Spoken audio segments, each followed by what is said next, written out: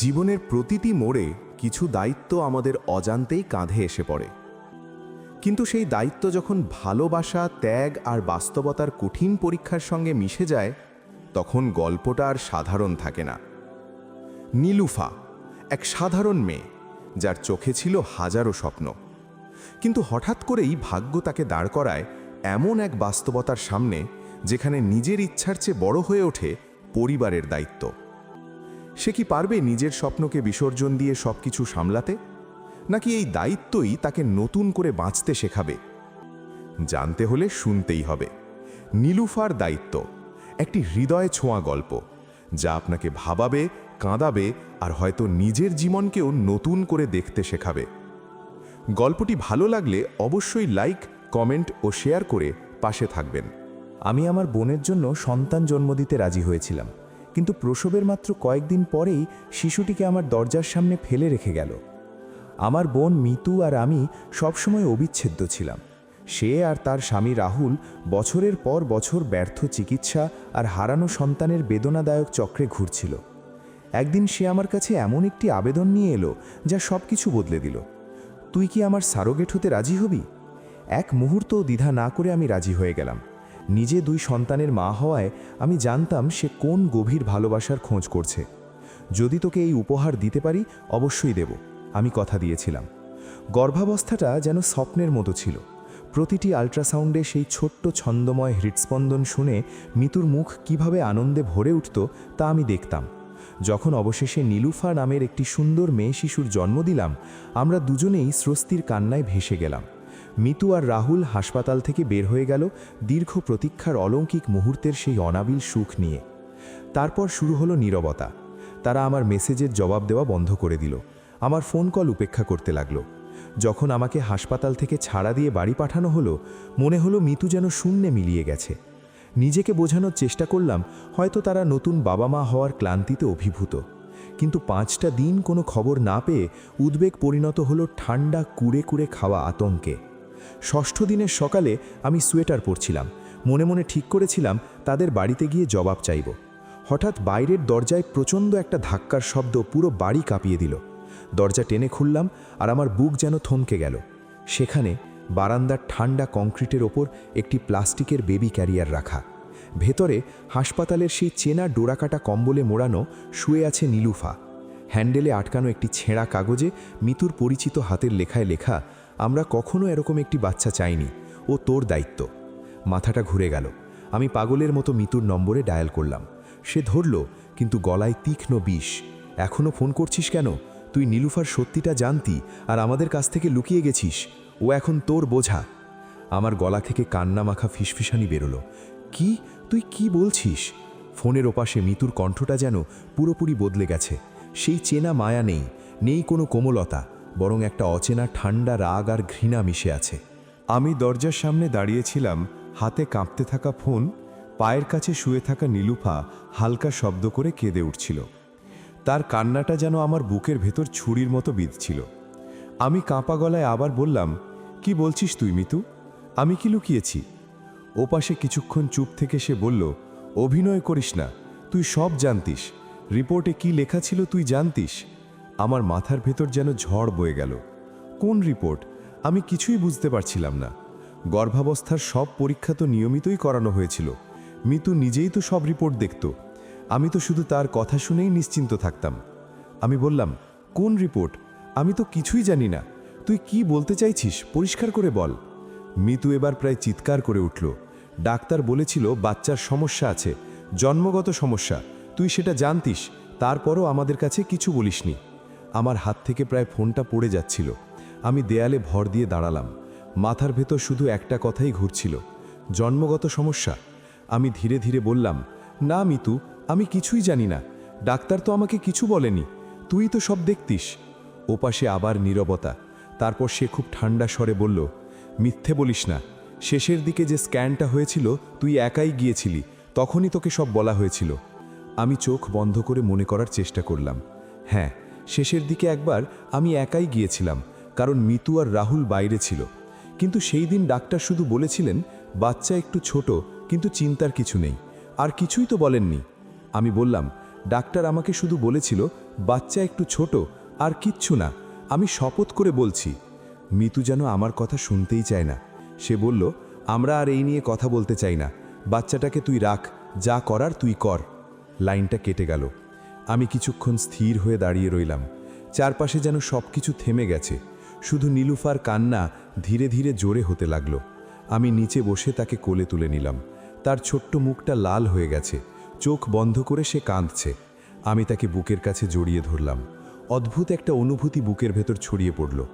এই তো সেই শিশুটি যে আমার শরীরের ভেতর 9 মাস ছিল, যার প্রতিটি নড়াচড়া আমি অনুভব করেছি।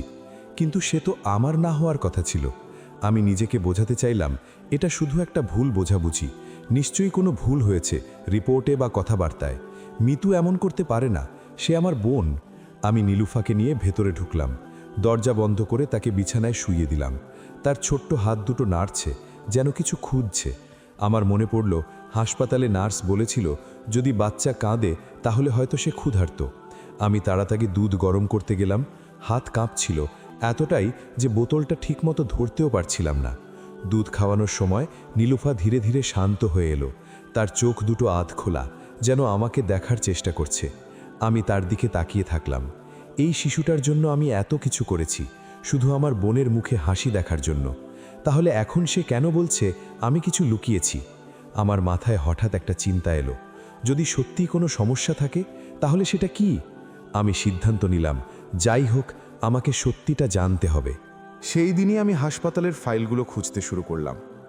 মিতু সব রিপোর্ট নিজের কাছে রাখত, কিন্তু কিছু কপি আমার কাছেও ছিল। আমি একটা একটা করে কাগজ দেখতে লাগলাম। বেশিরভাগই সাধারণ পরীক্ষা, কিন্তু একটা রিপোর্টে চোখ আটকে গেল। সেখানে কিছু মেডিকেল টার্ম লেখা যা আমি পুরোপুরি বুঝতে পারছিলাম না, কিন্তু একটা শব্দ বারবার চোখে পড়ছিল, অ্যাবনর্ম্যালিটি। আমার বুক ধক করে উঠল। আমি পুরো রিপোর্টটা ভালো করে পড়তে চেষ্টা করলাম। সেখানে লেখা ছিল বাচ্চার কিছু জেনেটিক ইস্যুর সম্ভাবনা আছে, কিন্তু নিশ্চিত না, আরও পরীক্ষা দরকার। আমার মনে পড়ল সেই দিন ডাক্তার খুব তাড়াহুড়োয় ছিলেন। হয়তো তিনি বিস্তারিত বলতে পারেননি, অথবা হয়তো তিনি ভেবেছিলেন মিতুই সব জানবে। আমি ফোনটা হাতে নিলাম, আবার মিতুকে কল করব কিনা ভাবছিলাম, কিন্তু তার আগের কথাগুলো মনে পড়তেই হাত থেমে গেল। ও এখন আমার কথা শুনতে চাইবে না। আমি ঠিক করলাম সরাসরি ডাক্তারের সাথে কথা বলবো। পরের দিন সকালে আমি নীলুফাকে নিয়ে হাসপাতালে গেলাম। তাকে কোলে নিয়ে যখন সেই করিডর দিয়ে হাঁটছিলাম, মনে হচ্ছিল প্রতিটা মানুষ আমার দিকে তাকিয়ে আছে। ডাক্তারের কেবিনে ঢুকে আমি সব কিছু খুলে বললাম। তিনি মনোযোগ দিয়ে শুনলেন, তারপর কিছুক্ষণ চুপ করে রইলেন। তিনি বললেন, দেখুন, আমরা তখনই নিশ্চিত কিছু বলতে পারিনি, শুধু সন্দেহ ছিল। অনেক সময় এমন রিপোর্ট ভুলও হতে পারে। আমি দ্রুত বললাম, তাহলে এখন কি করতে হবে? তিনি বললেন, বাচ্চার কিছু পরীক্ষা করতে হবে, তখনই বোঝা যাবে আসলেই কোনো সমস্যা আছে কিনা। আমার বুকের ভেতর আবার ভয় জমে উঠল, কিন্তু এবার আমি পালাতে চাইলাম না। আমি বললাম, ঠিক আছে, সব পরীক্ষা করান। পরীক্ষাগুলো করতে কয়েকদিন সময় লাগলো। এই কয়েকদিন আমি প্রায় ঘুমাতে পারিনি।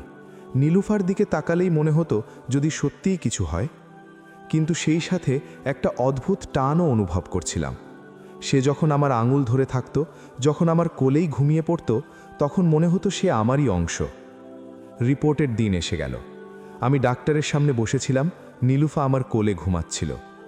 ডাক্তার ধীরে ধীরে রিপোর্টটা খুললেন। আমি তার মুখের দিকে তাকিয়েছিলাম, একটা শব্দ শোনার অপেক্ষায়। তিনি বললেন, কিছু ছোটোখাটো জেনেটিক ইস্যু আছে, কিন্তু এটা খুব গুরুতর কিছু না। সঠিক যত্ন নিলে সে স্বাভাবিক জীবনই যাপন করতে পারবে। আমার চোখে পানি চলে এলো। এতদিনের জমে থাকা ভয়ে যেন এক মুহূর্তে হালকা হয়ে গেল। আমি বললাম, তাহলে সে ঠিক হয়ে যাবে? ডাক্তার হাসলেন, সে ঠিকই আছে, শুধু একটু বেশি যত্ন দরকার। আমি নীলুফার দিকে তাকালাম। সে তখনও শান্তভাবে ঘুমাচ্ছে, যেন পৃথিবীর কোনো চিন্তাই তার নেই। হাসপাতাল থেকে বের হয়ে আমি আকাশের দিকে তাকালাম। মনে হচ্ছিল এতদিন পর একটু শ্বাস নিতে পারছি। কিন্তু পরের প্রশ্নটা মাথায় ঘুরছিল, যদি এটা এত বড় কিছু না হয় তাহলে মিতু কেন তাকে ফেলে গেল? আমি বুঝতে পারলাম সমস্যাটা বাচ্চার না, সমস্যাটা মানুষের। আমি ফোনটা বের করলাম, এবার আর দ্বিধা করলাম না। মিতুকে আবার কল দিলাম। এইবার সে ফোন ধরল না। আমি ধীরে ধীরে বললাম, ঠিক আছে, তুই না ধরলে আমিই আসছি। নীলুফাকে বুকে জড়িয়ে আমি একটাই সিদ্ধান্ত নিলাম, নীলুফাকে বুকে জড়িয়ে আমি যখন রিকশায় উঠলাম তখন আমার ভেতরে এক অদ্ভুত শক্তি কাজ করছিল। ভয় ছিল, কষ্ট ছিল, কিন্তু তার চেয়েও বড় ছিল একটা জেদ। আজ আমি সত্যিটা জানবই। আমার বোন আমাকে মিথ্যাবাদী বানিয়ে একটা নিষ্পাপ শিশুকে ফেলে দিয়ে কিভাবে নিশ্চিন্তে থাকতে পারে সেটা আমি বুঝে ছাড়ব। মিতুর বাসার সামনে পৌঁছে দরজায় কড়া নাড়তেই ভেতর থেকে কিছুক্ষণ কোনো সাড়া এলো না। আমি আবার ধাক্কা দিলাম। এবার দরজাটা খুলল রাহুল। তার চোখে অবাক হওয়ার কোনো ছাপ নেই, বরং বিরক্তি। সে আমার দিকে তাকিয়ে বলল, তুই এখানে কেন এসেছিস? আমি সরাসরি বললাম, মিতুকে ডাক। সে একটু থেমে বলল, ও কথা বলতে চায় না। আমার ভেতরের ধৈর্যটা যেন ভেঙে যাচ্ছিল। আমি কণ্ঠ শক্ত করে বললাম, ওকে বল আমি না দেখা করে যাচ্ছি না। রাহুল কিছু না বলে সরে দাঁড়ালো। আমি ভেতরে ঢুকলাম। ঘরটা অদ্ভুত নীরব। যেখানে একটা নতুন বাচ্চার হাসি কান্নায় ভরে থাকার কথা, সেখানে যেন একটা শূন্যতা। কিছুক্ষণ পর মিতু ঘর থেকে বের হলো। তার চেহারাটা শুকিয়ে গেছে, চোখে ঘুম নেই, কিন্তু সেই পুরনো মায়া একদমই নেই। আমি নীলুফাকে একটু শক্ত করে বুকে টেনে নিয়ে বললাম, এটা কি করলি তুই? মিতু ঠান্ডা গলায় বলল, যা করেছি ঠিক করেছি। আমার মাথা গরম হয়ে গেল। আমি বললাম, ঠিক করেছি মানে? তুই নিজের বাচ্চাকে দরজার সামনে ফেলে রেখে আসিস, এটা ঠিক? সে একটু জোরে বলল, ও আমার বাচ্চা না। এই কথাটা শুনে আমি কিছুক্ষণ চুপ হয়ে গেলাম। তারপর ধীরে বললাম, তাহলে কার? মিতু চোখ নামিয়ে বলল, ও একটা ভুল। আমার বুকের ভেতর যেন কিছু ছিঁড়ে গেল। আমি বললাম, ভুল মানে কি? সে এবার মাথা তুলে আমার দিকে তাকালো। তার চোখে পানি নেই, শুধু এক ধরনের কঠিনতা। সে বলল, আমরা একটা পারফেক্ট বাচ্চা চেয়েছিলাম। এত কষ্ট করেছি, এত টাকা খরচ করেছি শুধু একটা স্বাভাবিক সুস্থ বাচ্চার জন্য। কিন্তু যখন জানলাম ওর সমস্যা আছে, তখনই বুঝেছিলাম আমরা এটা নিতে পারবো না। আমি অবিশ্বাস নিয়ে তাকিয়ে রইলাম। বললাম, ডাক্তার তো বলেছে এটা খুব বড় কিছু না, ঠিকভাবে দেখাশোনা করলে ও স্বাভাবিক জীবন পাবে। মিতু তীক্ষ্ণ গলায় বলল, তুই বুঝবি না, আমি আর কোনো ঝুঁকি নিতে চাই না। আমি আবার সেই কষ্টে ফিরতে চাই না।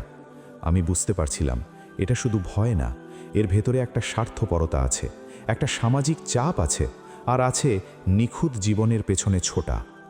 আমি বললাম, তাহলে তুই আমাকে মিথ্যাবাদী বানালি কেন? সে কিছুক্ষণ চুপ করে থেকে বলল, কারণ আমি কাউকে বোঝাতে চাইনি যে আমরা নিজেরাই বাচ্চাটাকে নিতে চাইনি। সবাই ভাবুক তুই কিছু লুকিয়েছিস, তাতেই আমার সুবিধে। এই কথাটা শুনে আমার ভেতরে যেন আগুন জ্বলে উঠল। আমি কাঁপা গলায় বললাম, তুই এত নিচে নামতে পারলি? রাহুল তখন কথা বলল। সে বলল, দেখ, আমরা আমাদের সিদ্ধান্ত নিয়েছি। তুই চাইলে বাচ্চাটাকে রেখে দে, না হলে কোথাও দিয়ে দে। আমাদের লাইফে আমরা আর কোনো সমস্যা চাই না। আমি নীলুফারের দিকে তাকালাম।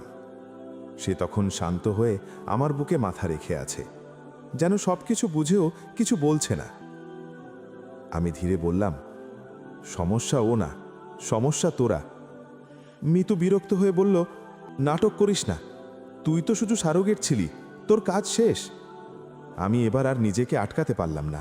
আমি জোরে বললাম, আমি শুধু সারোগেট ছিলাম ঠিক, কিন্তু এই বাচ্চাটা 9 মাস আমার শরীরে ছিল। তার প্রতিটা নড়াচড়া আমি অনুভব করেছি। তার জন্মের সময় আমি মৃত্যুর মতো যন্ত্রণা সহ্য করেছি। আর তুই বলছিস আমার কাজ শেষ? ঘরের ভেতর আবার নীরবতা নেমে এলো। আমি কিছুক্ষণ চুপ থেকে বললাম, ঠিক আছে, তুই যদি ওকে না চাস তাহলে আজ থেকে ও আমার। মিতু একটু হেসে বলল, খুব ভালো, তোরই তো দায়িত্ব ছিল। আমি তার চোখের দিকে তাকিয়ে বললাম, হ্যাঁ, দায়িত্ব, কিন্তু সেটা তুই ভাবছিস যেরকম সেরকম না।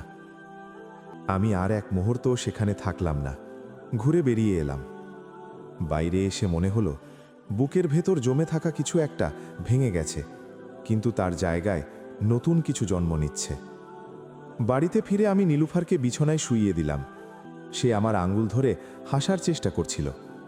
সেই ছোট্ট হাসিটা আমার সব কষ্ট মুছে দিল।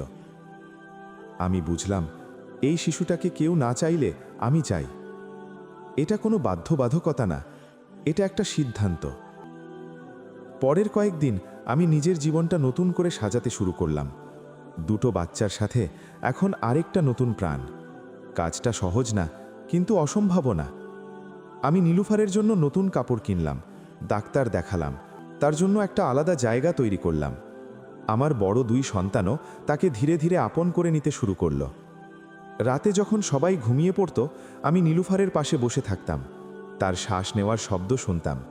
মনে হতো এই ছোট্ট মানুষটা আমার জীবনে একটা নতুন অর্থ এনে দিয়েছে। কিন্তু মনের ভেতর একটা প্রশ্ন এখনো ঘুরত, মিতু কি কোনোদিন ফিরে আসবে? এক রাতে হঠাৎ আমার ফোনে একটা মেসেজ এলো। নামটা দেখে আমি থমকে গেলাম। মিতু। মেসেজে লেখা ছিল, তুই কি ঠিক আছিস? আমি কিছুক্ষণ স্ক্রিনের দিকে তাকিয়ে রইলাম। এতদিন পর এই প্রশ্ন। আমি উত্তর দিলাম, আমি ভালো আছি, তোর মেয়ে ভালো আছে। কিছুক্ষণ পর রিপ্লাই এলো না, কিন্তু আমি জানতাম গল্পটা এখানেই শেষ না। আমি নীলুফারের দিকে তাকালাম। সে ঘুমাচ্ছে, মুখে শান্তি। আমি ধীরে বললাম, যাই হোক, আমি তোকে কখনো ছাড়ব না। আর সেই মুহূর্তে আমি বুঝলাম, এই সম্পর্কটা রক্তের না হলেও এটা সবচেয়ে গভীর সম্পর্ক। রাতটা ছিল অদ্ভুত নিস্তব্ধ। বাইরে হালকা বাতাস বইছিল, জানালার পর্দা একটু একটু নড়ছিল, আর ঘরের ভেতর শুধু নীলুফারের মৃদু শ্বাসের শব্দ শোনা যাচ্ছিল। আমি তার পাশে বসেছিলাম, চোখ সরাতে পারছিলাম না। এত ছোট একটা প্রাণ, অথচ তার কারণে আমার পুরো জীবনটাই বদলে গেছে। মিতুর সেই মেসেজটার কথা বারবার মাথায় ঘুরছিল। তুই কি ঠিক আছিস? এই একটা লাইন যেন হাজারটা প্রশ্ন ছুড়ে দিয়েছে আমার দিকে। এতদিন কোথায় ছিল সে? কেন হঠাৎ এখন খোঁজ নিচ্ছে? এটা কি সত্যি কোনো মায়া, নাকি আবার কোনো নতুন খেলা? আমি ফোনটা হাতে নিয়ে অনেকক্ষণ বসে থাকলাম। আবার লিখব কিনা ভাবছিলাম। শেষে নিজেকে থামালাম। যে মানুষ নিজের সন্তানকে দরজার সামনে ফেলে রেখে যেতে পারে, তার কাছ থেকে বেশি কিছু আশা করা ঠিক না। নীলুফা হঠাৎ একটু কেঁপে উঠল। আমি তাড়াতাড়ি তার দিকে ঝুঁকে গেলাম। সে চোখ না খুলেই আমার আঙুলটা শক্ত করে ধরে ফেলল। এই ছোট্ট স্পর্শটা যেন আমাকে ভেতর থেকে শক্ত করে দিল। আমি ধীরে ধীরে বললাম, আমি আছি, ভয় পাস না, তোকে কেউ আর ফেলে যাবে না। পরদিন সকালটা শুরু হলো এক নতুন ব্যস্ততা নিয়ে। আমার 2 সন্তান স্কুলের জন্য প্রস্তুত হচ্ছে, আর নীলুফা বারবার কাঁদছে। তার খাওয়ানো, ডায়াপার বদলানো, আবার তাকে শান্ত করা, সব কিছু মিলিয়ে আমি এক মুহূর্ত বসার সময় পাচ্ছিলাম না। কিন্তু অদ্ভুতভাবে এই ক্লান্তিটা আমার ভালো লাগছিল। মনে হচ্ছিল আমি একটা দায়িত্ব পালন করছি, কিন্তু তার থেকেও বেশি কিছু, যেন আমি নিজের একটা অংশকে যত্ন নিচ্ছি। বিকেলের দিকে হঠাৎ দরজায় কড়া নাড়ার শব্দ হলো। আমি ভাবলাম হয়তো পাশের বাসার কেউ এসেছে। দরজা খুলতেই আমি থমকে গেলাম। মিতু দাঁড়িয়ে আছে। তার চেহারা আগের থেকেও বেশি ক্লান্ত, চোখের নিচে কালি, চুল এলোমেলো, কিন্তু তার চোখে আজ একটা অদ্ভুত দোটানা। আমি কিছুক্ষণ কিছু বললাম না, শুধু তাকিয়ে রইলাম। সে ধীরে বলল, ভেতরে আসতে দিবি না? আমি সরে দাঁড়ালাম। সে ভেতরে ঢুকে চারপাশে তাকালো। তার চোখ একসময় গিয়ে থামল বিছানার দিকে, যেখানে নীলুফা শুয়েছিল। সে ধীরে ধীরে এগিয়ে গেল। আমি লক্ষ্য করছিলাম তার হাত কাঁপছে। নীলুফা তখন জেগে উঠেছে, চোখ বড় বড় করে তাকিয়ে আছে। মিতু একটু ঝুঁকে তার দিকে তাকালো। কয়েক সেকেন্ডের জন্য তার চোখে সেই পুরনো মায়াটা ফিরে এলো, কিন্তু সে হঠাৎ সোজা হয়ে দাঁড়িয়ে গেল, যেন নিজেকে আটকাচ্ছে। আমি বললাম, কি চাই তোর? সে একটু চুপ করে থেকে বলল, আমি দেখতে এসেছি। আমি ঠান্ডা গলায় বললাম, দেখে তো গেছিস। সে বিরক্ত হয়ে বলল, এমন কথা বলিস না। আমি এবার সরাসরি বললাম, তাহলে কেমন কথা বলবো? তুই যেদিন ওকে ফেলে গেলি, সেদিন কি একবারও ভাবছিস আজকের এই দিনটার কথা? মিতু চুপ হয়ে গেল। সে সোফায় বসে পড়ল, 2 হাত দিয়ে মাথা চেপে ধরল। কিছুক্ষণ পরে সে বলল, তুই বুঝবি না আমি কি অবস্থার মধ্যে ছিলাম। আমি তীক্ষ্ণ স্বরে বললাম, বুঝতে চাইও না। আমি শুধু এটুকু বুঝি, একটা মা নিজের বাচ্চাকে ফেলে যায় না। সে হঠাৎ মাথা তুলে বলল, আমি মা না। এই কথাটা ঘরের বাতাসকে আরো ভারী করে দিল। আমি ধীরে বললাম, মা হওয়া শুধু জন্ম দেওয়ার ব্যাপার না, মায়া থাকলেই মানুষ মা হয়, আর তোর সেই মায়াটাই নেই। সে কিছু বলতে গিয়েও থেমে গেল। তার চোখে এবার পানি জমতে শুরু করেছে। সে বলল, তুই জানিস না সবাই আমাকে কি বলছে। তারা বলছে আমার ভাগ্য খারাপ, আমার বাচ্চা নাকি স্বাভাবিক না। আমি আর পারছিলাম না। আমি গভীরভাবে তার দিকে তাকালাম, বললাম, তাই বলে তুই ওকে ফেলে দিলি? সে ফিসফিস করে বলল, আমি ভেবেছিলাম তুই ওকে রাখবি। আমি অবাক হয়ে বললাম, তাই বলে এইভাবে? সে মাথা নিচু করে বলল, আমি ভয় পেয়েছিলাম। ঘরের ভেতর আবার নীরবতা। আমি একটু নরম গলায় বললাম, এখন কেন এসেছিস?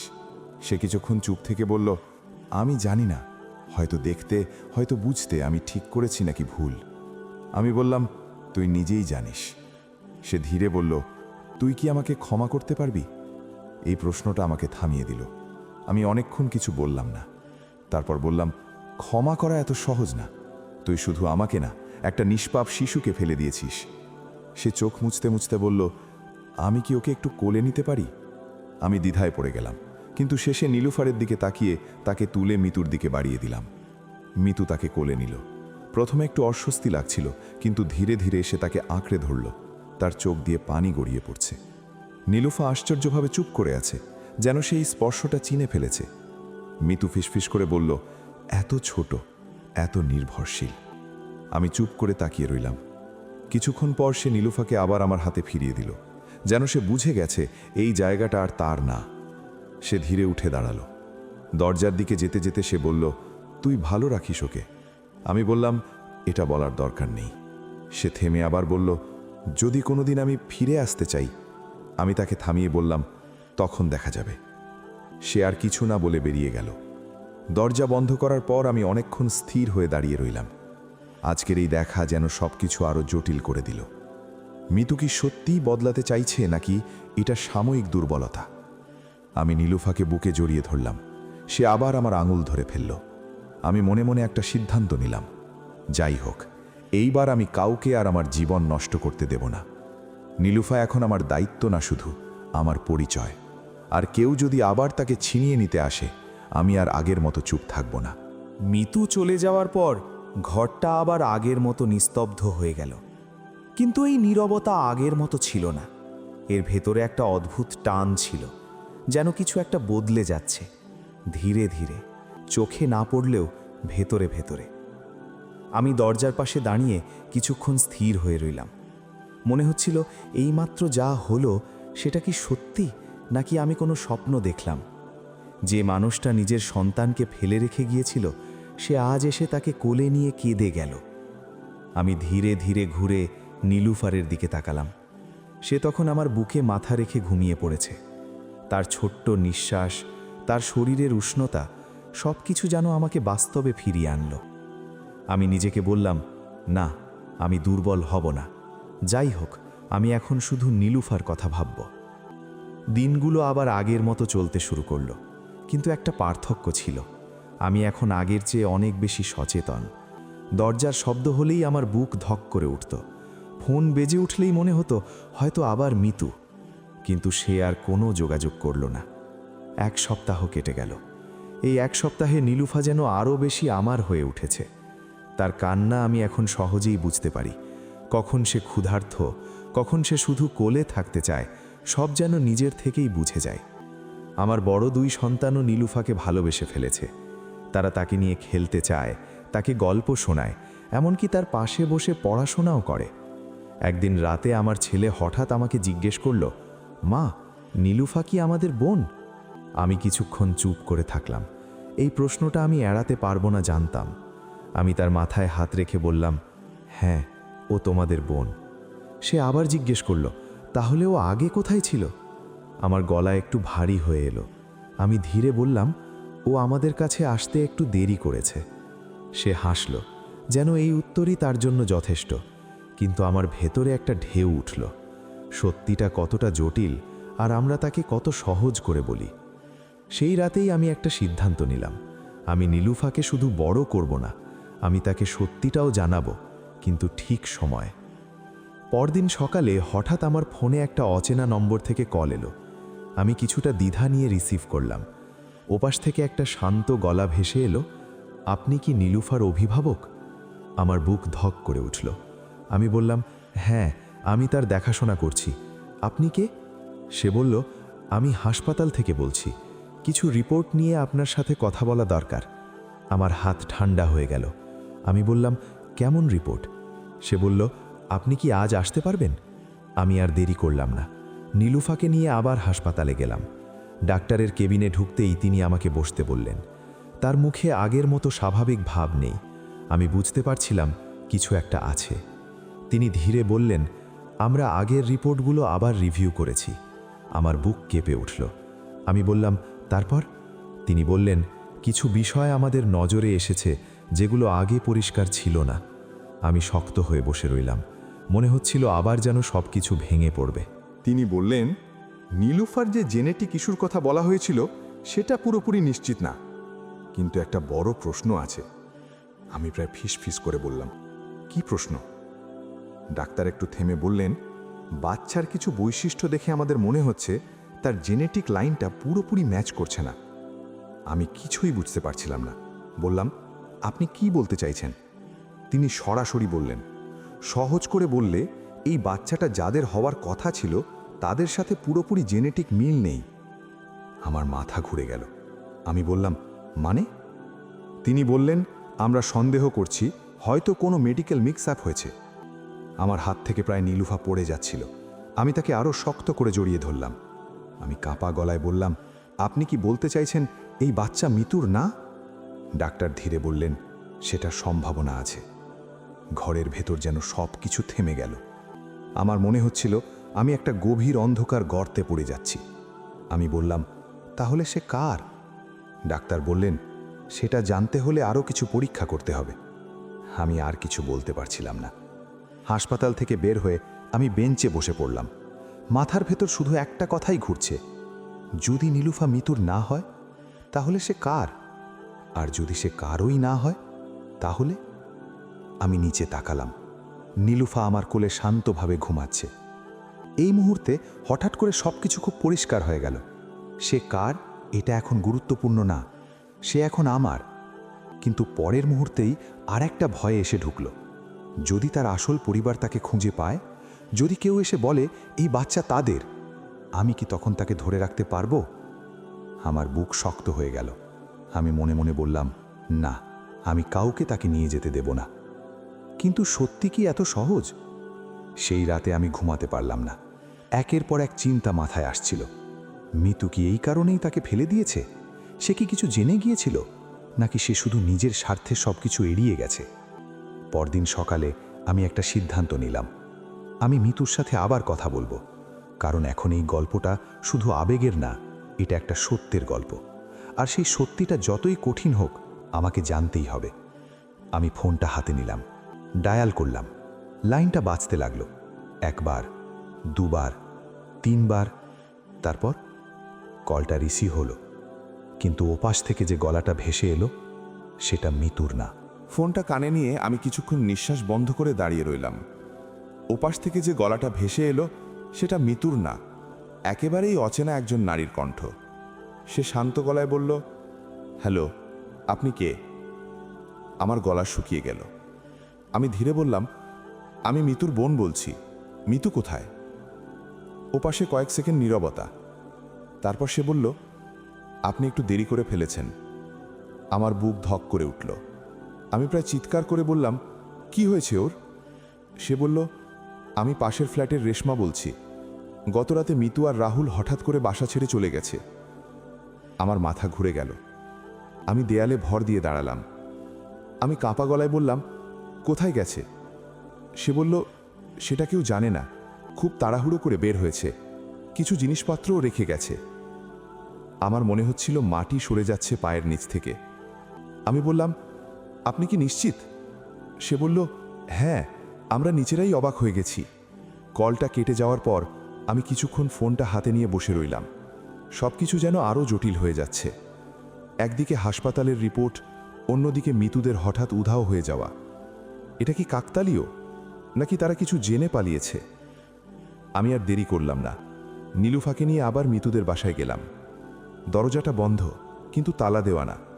আমি ধীরে ধীরে ঠেলে ভেতরে ঢুকলাম। ঘরে ঢুকেই একটা অদ্ভুত বিশৃঙ্খলা চোখে পড়ল।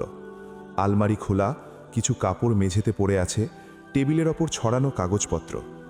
মনে হচ্ছিল কেউ খুব তাড়াহুড়ো করে সব ছেড়ে চলে গেছে।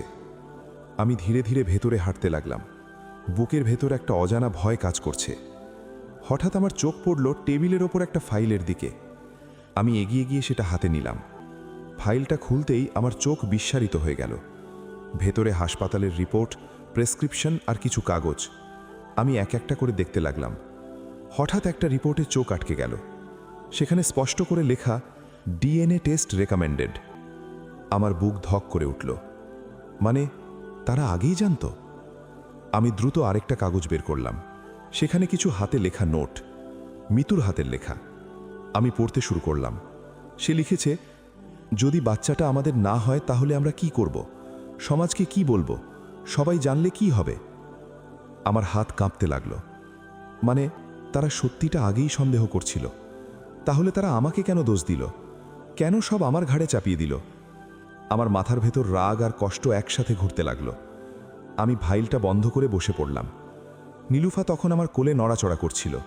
সে কিছুই জানে না, কিছুই বোঝে না, কিন্তু তার জন্যই এত কিছু। আমি ধীরে ধীরে তার মাথায় হাত বুলালাম।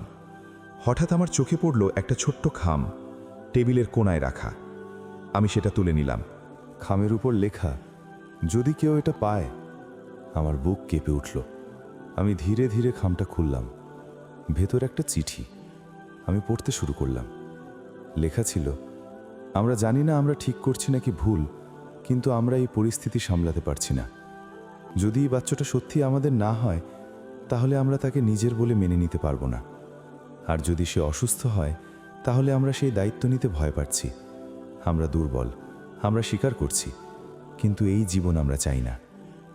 আমার চোখ দিয়ে পানি গড়িয়ে পড়ল। এটা শুধু স্বার্থপরতা না, এটা ভয়ের কাছে হার মানা। কিন্তু তবুও এটা ক্ষমার অযোগ্য। চিঠির শেষে লেখা ছিল, যদি তুই এটা পড়িস তাহলে বুঝে নে তুই ওর জন্য সঠিক মানুষ। আমি চুপ করে বসে রইলাম। এই প্রথমবার মিতু আমাকে দোষ দেয়নি, কিন্তু ততক্ষণে অনেক দেরি হয়ে গেছে। আমি উঠে দাঁড়ালাম। আমার ভেতরে এখন একটা পরিষ্কার সিদ্ধান্ত, আমি আর তাদের খুঁজব না। যারা নিজের দায়িত্ব থেকে পালায়, তারা কখনো ফিরে এসে সেটা নিতে পারে না। কিন্তু গল্পটা এখানেই শেষ না। আমি আবার হাসপাতালে গেলাম, ডাক্তারের সাথে দেখা করলাম। আমি বললাম, সব টেস্ট করুন, আমি সত্যিটা জানতে চাই। ডাক্তার মাথা নেড়ে বললেন, ঠিক আছে। কয়েকদিনের পরীক্ষা, অপেক্ষা, দুশ্চিন্তা, প্রতিটা দিন যেন এক একটা বছর। এই সময়টায় আমি শুধু নীলুফারের দিকে তাকিয়ে থাকতাম। সে ধীরে ধীরে বড় হচ্ছে। তার চোখে এক ধরনের শান্তি, এক ধরনের নির্ভরতা। আমি বুঝতে পারছিলাম সে আমাকে বিশ্বাস করে। অবশেষে রিপোর্টের দিন এলো। আমি ডাক্তারের সামনে বসে আছি, বুকের ভেতর ধুকপুক শব্দ। তিনি ফাইল খুললেন, কিছুক্ষণ চুপ থেকে বললেন, আমরা ডিএনএ টেস্ট করেছি। আমি নিঃশ্বাস আটকে রাখলাম। তিনি বললেন, এই বাচ্চাটা আপনার বোনের না। আমার চোখ বন্ধ হয়ে গেল। কিন্তু তিনি আবার বললেন, আর একটা বিষয় আছে। আমি তাকালাম। তিনি ধীরে বললেন, জেনেটিক্যালি এই বাচ্চার সাথে আপনার মিল আছে। আমি কিছুই বুঝতে পারছিলাম না। তিনি পরিষ্কার করে বললেন, সহজ ভাষায় বললে, এই বাচ্চাটা আপনারই। আমার পৃথিবী থেমে গেল। আমি কাঁপা গলায় বললাম, কিভাবে সম্ভব? তিনি বললেন, সম্ভবত এমব্রিও ট্রান্সফারের সময় কোনো ভুল হয়েছে। আপনার ডিম্বাণু ব্যবহার করা হয়েছে। আমার হাত কাঁপছিল, চোখ দিয়ে অশ্রু গড়িয়ে পড়ছিল। আমি নিচে তাকালাম। নীলুফার আমার কোলে শান্তভাবে ঘুমাচ্ছে। হঠাৎ সব কিছু অর্থপূর্ণ হয়ে গেল। এই টান, এই অনুভূতি, এই অদ্ভুত ভালোবাসা, সব কিছু সে আমার। আমি তাকে আরও শক্ত করে জড়িয়ে ধরলাম। এইবার আর কোনো দ্বিধা নেই। কেউ তাকে আমার কাছ থেকে নিতে পারবে না, কারণ সে শুধু দায়িত্ব না, সে আমার নিজের রক্ত। আর সেই মুহূর্তে আমি বুঝলাম, এই গল্পটা শুধু ত্যাগ আর বিশ্বাসঘাতকতার না, এটা এক মায়ের নিজের সন্তানকে ফিরে পাওয়ার গল্প। ডাক্তারের কেবিন থেকে বের হয়ে আমি অনেকক্ষণ করিডোরে দাঁড়িয়েছিলাম। চারপাশে মানুষজন আসা যাওয়া করছে, কেউ হাসছে, কেউ চিন্তায় ডুবে আছে। কিন্তু আমার কাছে সব কিছু যেন দূরের শব্দের মতো লাগছিল। আমার কানে শুধু একটা কথাই বারবার বাজছিল, এই বাচ্চাটা আপনারই। আমি নিচে তাকালাম। নীলুফার আমার কোলে নিশ্চিন্তে ঘুমাচ্ছে। তার মুখে এক অদ্ভুত শান্তি, যেন সে সব জানে, সব বুঝে গেছে, আর আমার কাছেই তার ঠিকানা। আমার চোখ দিয়ে অশ্রু গড়িয়ে পড়ল, কিন্তু এই কান্না আগের মতো অসহায়তার না। এই কান্না ছিল একটা গভীর স্বস্তির, একটা প্রাপ্তির। আমি ধীরে বললাম, তুই আমারই ছিলি, তাই না? সেদিন বাড়ি ফিরে আমি আয়নার সামনে অনেকক্ষণ দাঁড়িয়ে রইলাম। নিজের চোখের দিকে তাকিয়ে মনে হলো আমি যেন নতুন করে নিজেকে দেখছি। আমি শুধু 2 সন্তানের মা না, আমি 3 সন্তানের মা। আর এই তৃতীয় সন্তানটা আমাকে বেছে নিয়েছে, কোনো কাগজের হিসাব বা পরিকল্পনার বাইরে। পরের কয়েকদিন আমি নিজের ভেতরের এই নতুন সত্যটাকে গ্রহণ করতে শিখলাম। প্রথমে অবিশ্বাস ছিল, তারপর ধীরে ধীরে সেটা জায়গা করে নিল এক অদ্ভুত ভালোবাসায়। আমি নীলুফার দিকে তাকালেই এখন আর কোনো দ্বিধা থাকতো না। সে শুধু দায়িত্ব না, সে আমার নিজের রক্ত, আমার নিজের অংশ। কিন্তু এর সাথে সাথে একটা নতুন ভয়ও মাথা তুলল। এই সত্যটা যদি বাইরে যায়, যদি মিতু ফিরে এসে জানে, যদি সে আবার তাকে দাবি করে। আমি বুঝতে পারছিলাম এইবার আমাকে শুধু আবেগ দিয়ে না, বাস্তবতা দিয়েও লড়তে হবে। আমি একজন আইনজীবীর সাথে দেখা করলাম, সব কিছু খুলে বললাম। তিনি মনোযোগ দিয়ে শুনে বললেন, বিষয়টা জটিল, কিন্তু আপনি যেহেতু সারোগেট ছিলেন আর এখন বাচ্চাটা আপনার কাছেই আছে, আপনার একটা শক্ত অবস্থান আছে। তবে যদি ওরা ফিরে এসে দাবি করে, তখন প্রমাণ আর কাগজপত্র গুরুত্বপূর্ণ হবে। আমি মাথা নেড়ে বললাম, আমি লড়ব। এই প্রথমবার আমি নিজের জন্য না, আমার সন্তানের জন্য লড়ার সিদ্ধান্ত নিলাম। দিনগুলো আবার চলতে লাগলো, কিন্তু এবার আমি অনেক বেশি প্রস্তুত। নীলুফার ধীরে ধীরে বড় হচ্ছে, তার চোখে এখন একটু একটু করে চেনা অভিব্যক্তি আসছে। সে আমার মুখের দিকে তাকিয়ে হাসে, আমার কণ্ঠ শুনে শান্ত হয়। একদিন সে প্রথমবারের মতো আমার দিকে তাকিয়ে হালকা হাসল। আমি যেন থেমে গেলাম। এই ছোট্ট হাসিটা আমার জীবনের সব কষ্ট, সব ভয়, সব প্রশ্নের উত্তর হয়ে গেল। আমি তাকে বুকে জড়িয়ে ধরে বললাম, তুই থাকলেই আমার সব আছে। ঠিক সেই সময় দরজায় কড়া নাড়ার শব্দ হলো। আমার বুক আবার ধক করে উঠল। আমি ধীরে ধীরে দরজার দিকে গেলাম। দরজা খুলতেই আমি জমে গেলাম। মিতু দাঁড়িয়ে আছে, কিন্তু এবার সে একা না, তার পাশে একজন মধ্যবয়সী লোক। আমি কিছু বলার আগেই মিতু বলল, আমাদের কথা বলতে হবে। আমি চুপ করে সরে দাঁড়ালাম। তারা ভেতরে ঢুকল। লোকটা চারপাশে তাকালো, তারপর নীলুফার দিকে নজর গেল। সে একটু এগিয়ে এসে বলল, এই বাচ্চাটা? মিতু ধীরে বলল, হ্যাঁ। আমি বুঝতে পারছিলাম কিছু একটা বড় ঘটনা ঘটতে যাচ্ছে। আমি সরাসরি বললাম, কি ব্যাপার? লোকটা নিজেকে পরিচয় দিল। সে হাসপাতালের একজন সিনিয়র প্রশাসনিক কর্মকর্তা। আমার বুক কেঁপে উঠল। সে বলল, আমরা কিছুদিন ধরে একটা ইনভেস্টিগেশন করছি, আপনার কেসটা তার অংশ। আমি ঠান্ডা গলায় বললাম, তারপর? সে বলল, আমরা নিশ্চিত হয়েছি যে এমব্রিও ট্রান্সফারের সময় একটা গুরুতর ভুল হয়েছে। আমার হাত শক্ত হয়ে গেল। সে বলল, শুধু আপনার না, আরও একটি পরিবারের ক্ষেত্রেও একই ভুল হয়েছে। আমি যেন নিঃশ্বাস নিতে ভুলে গেলাম।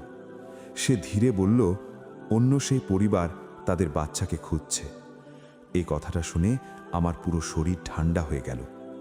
মানে কেউ আছে যারা হয়তো এই বাচ্চাটার আসল দাবি নিয়ে আসবে। আমি নীলুফাকে আরো শক্ত করে জড়িয়ে ধরলাম। আমি কাঁপা গলায় বললাম, তারা কি জানে? লোকটা বলল, তারা জানে একটা মিক্স আপ হয়েছে, কিন্তু এখনো নিশ্চিত না কোন বাচ্চা কার। মিতু তখন প্রথমবার কথা বলল। তার গলায় এবার সেই আগের কঠোরতা নেই। সে বলল, আমরা সব জানার পর এসেছি। আমি তার দিকে তাকালাম, বললাম, তুই এখন কি চাস? সে কিছুক্ষণ চুপ থেকে বলল, আমি জানি আমি ভুল করেছি, আমি পালিয়েছি, কিন্তু এখন আমি সত্যিটা এড়াতে পারবো না। আমি বললাম, আর নীলুফা? সে ধীরে বলল, ও এখন তোরই। এই কথাটা শুনে আমি অবাক হয়ে গেলাম। সে আবার বলল, আমি ওকে হারানোর অধিকার আগেই হারিয়েছি। ঘরের ভেতর একটা ভারী নীরবতা নেমে এলো, কিন্তু সেই নীরবতার ভেতরে একটা ঝড় লুকিয়ে আছে। কারণ এখন শুধু একটা প্রশ্ন বাকি, অন্য পরিবার। তারা কি আসবে? আর যদি আসে তখন কি হবে?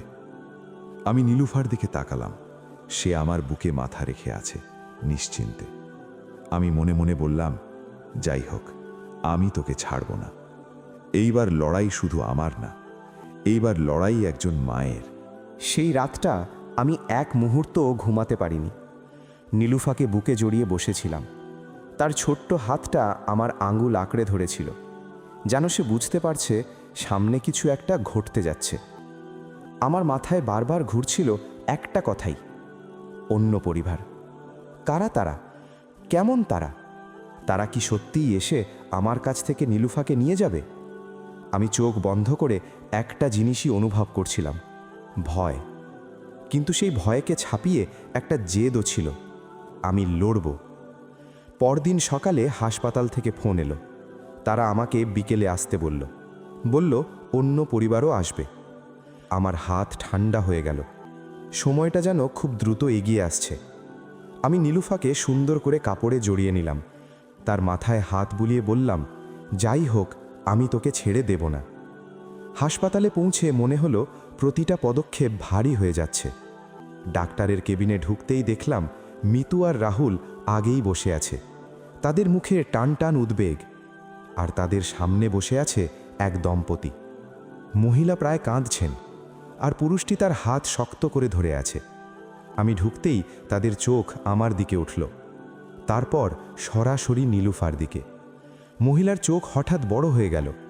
সে যেন নিঃশ্বাস নিতে ভুলে গেল। সে ধীরে উঠে দাঁড়ালো, এক পা করে আমার দিকে এগিয়ে এলো। তার চোখে এমন একটা টান, এমন একটা আকুলতা, যা আমি আগে কখনো দেখিনি। সে খুব আস্তে বলল, আমি কি ওকে একটু দেখতে পারি? আমার বুক কেঁপে উঠল। আমি এক মুহূর্ত দ্বিধা করলাম, কিন্তু তারপর ধীরে নীলুফাকে একটু সামনে ধরলাম। মহিলা হাত বাড়িয়ে কার গাল স্পর্শ করল, আর সঙ্গে সঙ্গে তার চোখ দিয়ে পানি গড়িয়ে পড়ল। সে ফিসফিস করে বলল, আমার মেয়ে। ঘরের ভেতর কেউ একটা শব্দও করল না। আমার ভেতরটা ছিঁড়ে যাচ্ছিল। আমি বুঝতে পারছিলাম এই অনুভূতিটা কি, কারণ আমিও তো ঠিক একইভাবে তাকে অনুভব করি। ডাক্তার ধীরে বললেন, আমরা সব রিপোর্ট নিশ্চিত করেছি। এই শিশুটি জেনেটিক্যালি এই দম্পতির। আমার কানে যেন শব্দ বন্ধ হয়ে গেল, সব কিছু ঝাপসা হয়ে গেল। আমি শুধু নীলুফার দিকে তাকিয়ে রইলাম। সে কিছুই জানে না, কিছুই বোঝে না, কিন্তু তার জন্যই এখন আমাকে একটা সিদ্ধান্ত নিতে হবে। মহিলা আমার দিকে তাকিয়ে বললেন, আমি জানি এটা আপনার জন্য সহজ না, কিন্তু আমি 9 মাস আমার সন্তানের জন্য অপেক্ষা করেছি। প্রতিটা দিন তাকে কল্পনা করেছি। তার গলা ভেঙে গেল। সে বলল, আমি তাকে ফিরে পেতে চাই। আমার চোখ দিয়ে অশ্রু গড়িয়ে পড়ছিল। আমি নীলুফাকে আরও শক্ত করে জড়িয়ে ধরলাম। মনে হচ্ছিল কেউ আমার বুক থেকে কিছু ছিঁড়ে নিতে চাইছে। আমি চোখ বন্ধ করলাম। এই কয়েক মাসের প্রতিটা মুহূর্ত মনে পড়তে লাগলো।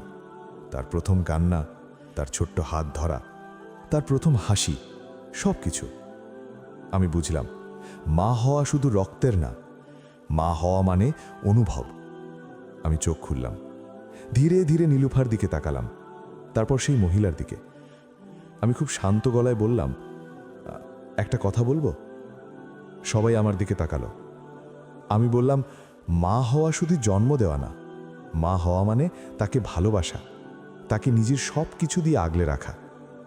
আমি একটু থামলাম, তারপর বললাম, আমি ওকে ভালোবেসেছি, আমি ওকে ছেড়ে দিতে পারবো না। ঘরের ভেতর একটা চাপা উত্তেজনা তৈরি হলো। মিতু হাকাত বলে উঠল, তুই আবার কি বলছিস? আমি তার দিকে তাকিয়ে বললাম, আমি যা অনুভব করছি সেটাই বলছি। ডাক্তার বললেন, আইনি দিক থেকে বিষয়টা জটিল। আমি মাথা নেড়ে বললাম, আমি জানি। তারপর আমি সেই দম্পতির দিকে তাকালাম, বললাম, আমি আপনাদের কষ্ট বুঝতে পারছি, কিন্তু এই বাচ্চাটাও এখন আমাকে মা হিসাবে চেনে। মহিলা কাঁদতে কাঁদতে বললেন, তাহলে আমি কি করব? এই প্রশ্নটা আমাকে ভেঙে দিল। আমি কিছুক্ষণ চুপ করে রইলাম, তারপর ধীরে একটা সিদ্ধান্ত নিলাম। আমি বললাম, একটা পথ আছে। সবাই তাকিয়ে আছে। আমি বললাম, ও আমাদের দুজনেরই হতে পারে। ঘরের ভেতর নীরবতা। আমি বললাম, আমি ওকে ছেড়ে দিতে পারবো না, কিন্তু আমি আপনাদের থেকেও ওকে দূরে রাখতে চাই না। মহিলা হতবাক হয়ে তাকিয়ে আছে। আমি বললাম, আমরা চাইলে একসাথে ওকে বড় করতে পারি। আপনারা তার জন্মদাতা আর আমি তার লালনকারী। কেউ কিছু বলছিল না, কিন্তু ধীরে ধীরে সেই পুরুষটি বললেন, এটা কি সম্ভব? আমি বললাম, যদি আমরা চাই তাহলে সম্ভব। মহিলা ধীরে বসে পড়লেন। তার চোখে এখনো পানি, কিন্তু সেই পানির ভেতরে একটা আশার আলো। মিতু চুপ করে বসে আছে, তার চোখ নিচু। হয়তো সে বুঝে গেছে মা হওয়া মানে কি। সেই দিন কোনো চূড়ান্ত সিদ্ধান্ত হয়নি, কিন্তু একটা পথ তৈরি হয়েছে। পরের কয়েক মাসে আমরা ধীরে ধীরে সেই পথেই হাঁটতে শুরু করলাম। নীলুফা বড় হতে লাগল, দুটি পরিবারের ভালোবাসায়। সে জানবে তার গল্প, সে জানবে তার 3 জন মা আছে। একজন জন্ম দিয়েছে, একজন তাকে পৃথিবীতে এনেছে, আর একজন তাকে আগলে রেখেছে। একদিন সন্ধ্যায় আমি বারান্দায় বসেছিলাম। নীলুফা আমার কোলে খেলছে। দূরে আকাশে সূর্য ডুবে যাচ্ছে। আমি তার দিকে তাকিয়ে হাসলাম। সে আমার আঙুল ধরে হাসল। আমি ধীরে বললাম, তুই শুধু দায়িত্ব না, তুই আমার জীবন। আর সেই মুহূর্তে আমি বুঝলাম, কিছু গল্পের শেষ হয় না, তারা শুধু নতুনভাবে শুরু হয়।